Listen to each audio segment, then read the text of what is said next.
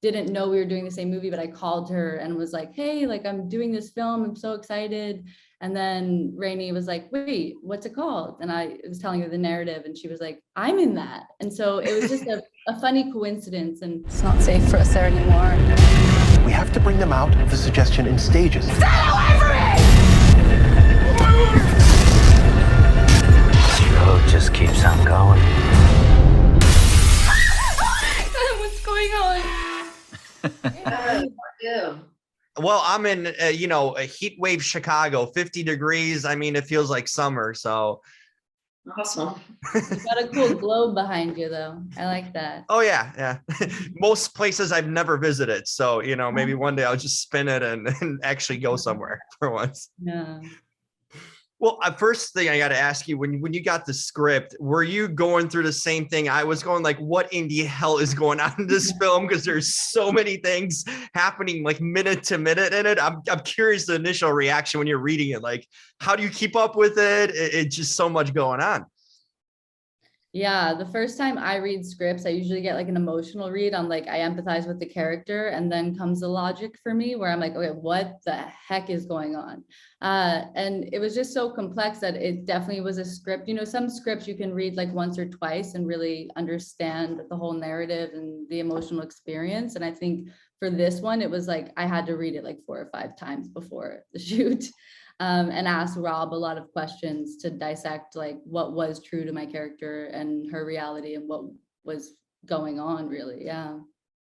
Rainey, what was your impression? Yeah, for me, when I got the audition, I read this, just like did a quick read through the script just so I would understand where I was coming from in the scenes for my self-tape, and then put myself on tape, did the audition, and then whenever I found out that I booked it, I was so excited, but also it was a little bit daunting. So I was like, holy shit, okay, now I have to really understand this script, and went back and like read it a couple more times before I had to shoot. And even once I was on set, I had to like connect with Rob and figure out exactly what was happening and what was real, and what was imagined or manipulative within the reality of the movie. So yeah, it was a lot. And I think even it wasn't really until I finally saw it on screen that I had like a full grasp of the story, what actually takes place. Mm-hmm. And did you learn that you would never want to date a politician also out of this? I mean, I don't really know if that was like a new realization for me necessarily.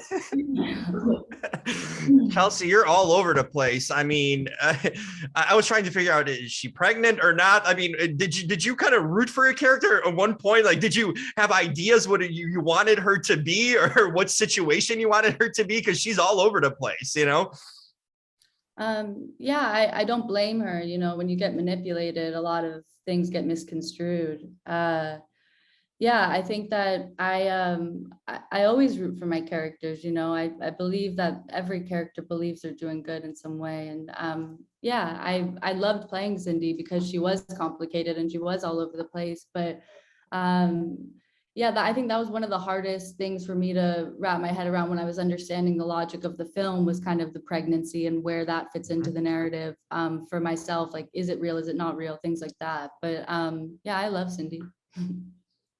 Good. I mean, she needed some support, I feel like, and all that's going on. Yeah, it's a big journey that she embarked upon. I mean, the level of manipulation that she experienced, I have a lot of empathy for, just as like a human being, like people who are manipulated and things like that nature, Yeah, I thought that's a good takeaway from that. Interesting here thing is that you worked, Chelsea, with Rainey's sister before. Did you get any intel on each other before, like, getting together on this film, or what was that like? Did Margaret get a call from both of you? What it's like to work with each other? Yeah, Rainey and Margaret are I love them dearly. They're like my sisters in real life. So I've been friends with Margaret for like almost 10 years. And wow. When we did Novitiate together, that was like a few years into our friendship. And that was such a magical experience, just to be in Nashville with a group of really talented women. And then I met Rainey a few years after I met Margaret, and yeah, the rest is kind of history. So Rainey and I didn't know we were doing the same movie, but I called her and was like, hey, like I'm doing this film, I'm so excited. And then Rainey was like, wait, what's it called? And I was telling her the narrative and she was like, I'm in that. And so it was just a funny coincidence. And there was a lot of beautiful coincidences on the set, like even with Connor, he was drawing the third and fourth book while we were shooting. And there was some days that he would send Rob, the director, photos from what he was drawing, and it was like identical to what we were shooting. Wow. So it was just a really kind of serendipitous project, I think. Yeah. Rainey, do you want to introduce us to your friend out there? Yes, there's a kitty. Oh, what a cutie.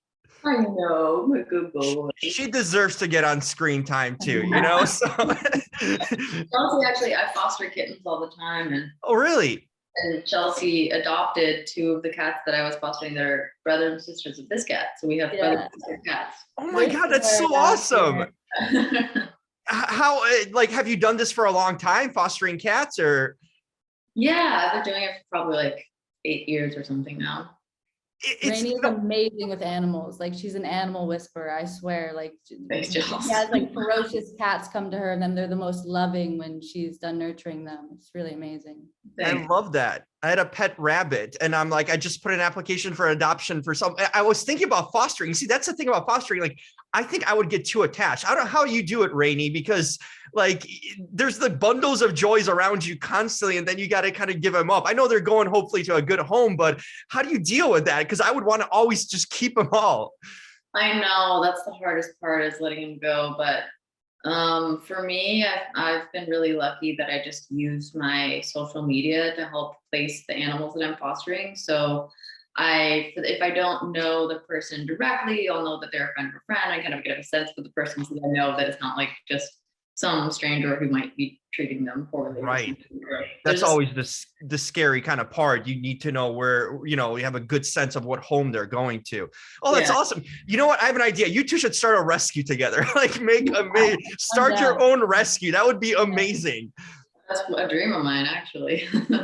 Why not? You're ready kind of on the way, right? You have experience of fostering and kind of placing him in homes. I think that would be awesome. And I would be in full support of that.